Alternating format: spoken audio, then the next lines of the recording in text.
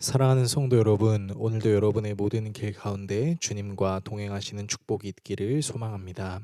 오늘 우리가 함께 묵상하실 하나님 말씀은 사무엘상 8장 1절에서 22절입니다. 사무엘이 장성하여 미스바에서 이스라엘 사람들을 모아서 회개 기도를 하고 에베네셀에서 블레셋 사람들과 전투하여 승리했던 사건이 있었죠.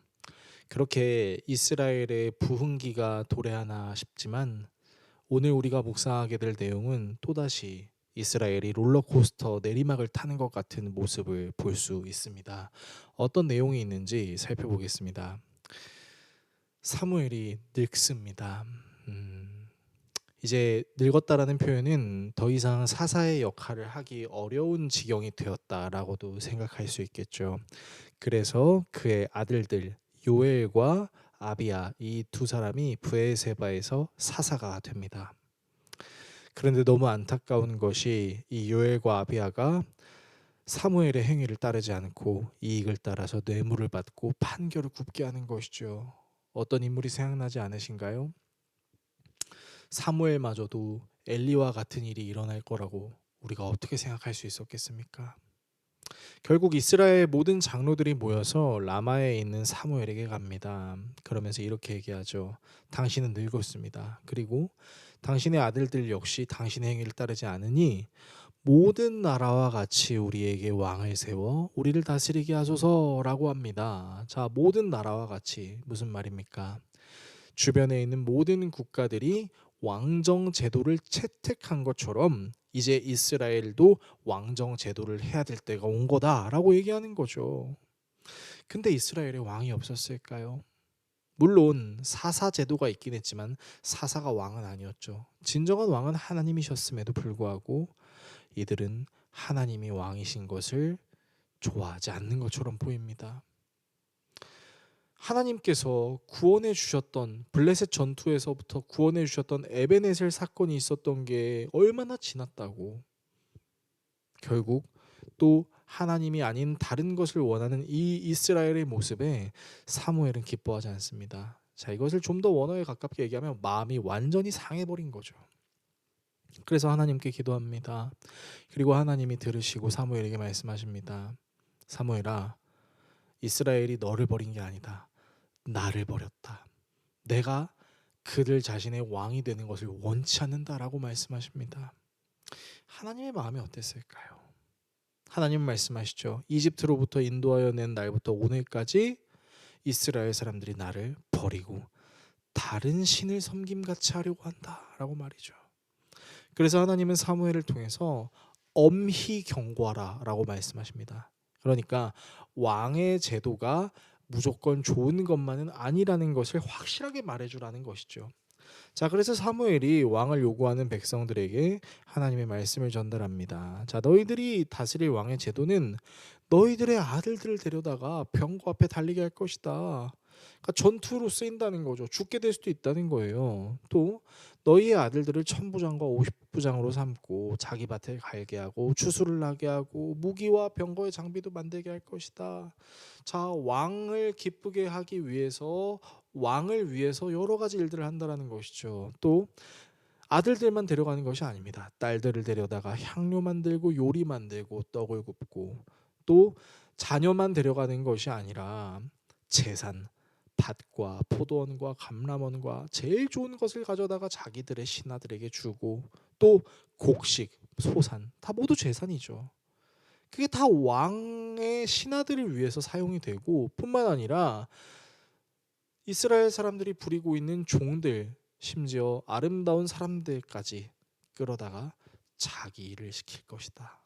그렇게 말합니다. 양떼 10분의 1도 거두어가고 또 이 모든 것들 때문에 결국에는 이스라엘 너희들이 택한 왕 때문에 너희들이 부르짖을 거다 하나님께. 근데 그때는 부르짖어도 하나님께서 응답하시지 않는다고 이야기하죠. 하지만 이스라엘 백성들은 사무엘의 말을 듣기를 거절합니다. 왕이 있어야 된다. 다른 나라들 같이 되어서 왕이 있어야 된다. 사무엘이 그 마음이 어땠을까요? 결국 이 백성들의 말을 다 듣고 하나님께 이 말들을 전달하고 하나님께서는 사무엘에게 그들의 말을 들어 왕을 세우라라고 말씀하심으로 오늘 본문은 마무리됩니다. 오늘의 말씀을 우리의 삶에 어떻게 적용해야 될까요? 자, 사람과 제도로 문제를 해결하려는 이스라엘 장로들을 살펴봅시다. 이스라엘을 회복시킨 사사 사무엘은 결국 늙습니다. 그리고 사무엘이 아무리 하나님의 음성을 들으며 이스라엘을 하나님께로 인도하는 중보자의 역할을 한다 할지라도 그는 결국 사람입니다. 결국 그 역할을 다 하지 못하고 아들들이 사사의 역할을 하면서 이스라엘의 영성은 추락하게 되죠. 이것은 사람이 해결책이 궁극적인 해결책이 될 수 없음을 의미하는 것이죠. 그럼에도 불구하고 이스라엘 장로들은 해결책으로 왕, 사람을 요구합니다. 하나님은 사무엘을 통해서 이스라엘 장로들에게 왕, 사람이 오히려 문제가 될 수 있음을 여러 가지가 나왔죠. 자녀들을 빼앗고 재산을 빼앗고 종들을 빼앗는다라고 가르쳐줘도요.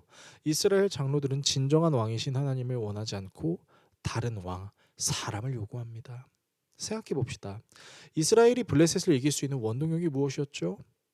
하나님께로 방향을 돌이키는 회개였죠. 그럼에도 이들은 사람과 제도로 문제를 해결하려고 합니다. 이들은 결국 하나님의 제도를 거부하고 이방인의 제도를 따르려는 것인데요. 하나님께서 세우신 사사제도는 왕이 아닌 하나님께서 세우신 법관, 재판관들이 이스라엘 각 지역에 퍼져서 이스라엘 백성들의 문제를 진정한 왕이신 하나님께 아뢰는 구조를 가지고 있었죠. 문제는 이스라엘 사람들은 이런 사사제도를 거부하고 하나님은 이것을 자신을 버린 것으로 간주하셨다는 것입니다. 이스라엘 장로들이 원한 것은 왕정제도였고 그것은 이스라엘 주변 이방 국가들이 채택한 제도였죠. 이집트에서 탈출시키셔서 가나안을 정복하게 하신 하나님이 계심에도 불구하고 그들은 하나님을 거부합니다. 하나님의 제도보다 세상의 제도가 그들의 눈에 더 매력적이었기 때문이죠. 어쩌면 이 이스라엘의 장로들의 모습을 통해 우리의 모습을 발견할 수도 있는 것 같습니다. 우리가 정말 하나님을 왕으로 섬기고 있는지, 우리는 하나님을 거부하고 하나님이 아닌 다른 것을 하나님처럼 여기려고 하진 않는지를 생각해 보며 우리의 진정한 왕이 되신 주님을 깊이 묵상하는 저와 여러분 모두가 될 수 있기를 예수 그리스도의 이름으로 축원합니다. 기도하겠습니다. 우리를 사랑하시는 하나님, 문제를 해결하는 핵심은 사람이 아닌 하나님이심을 믿음으로 선포하게 해주십시오. 우리의 눈에 하나님보다 더 좋은 것처럼 보이는 것을 경계하고 하나님보다 더 좋은 것이 없음을 믿음으로 선포하게 해 주십시오. 예수 그리스도의 이름으로 기도합니다. 아멘.